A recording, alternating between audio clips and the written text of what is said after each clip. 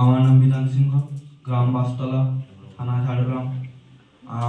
আমি এই যে ইউথ লিডারশিপ পার্লামেন্টটা করতে এসেছি, আমার খুব ভালো লাগছে। আমি যে এসেছিলাম এখানে, আমি ভেবেছিলাম যে একদিনও থাকতে পারবো না, বাড়ি চলে যেতে হবে। মায়ের কথা খুব মনে পড়ছিল।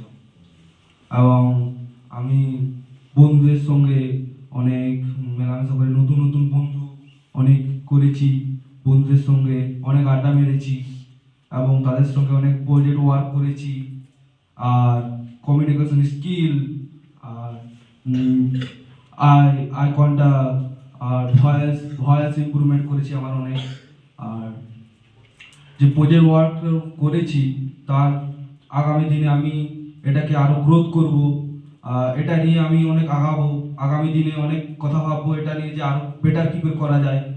তার মধ্যে দেখবো যে ইউথ লিডারশিপ পার্লামেন্ট আমি নানা জায়গায় এ নিয়ে প্রচার করতে পারি।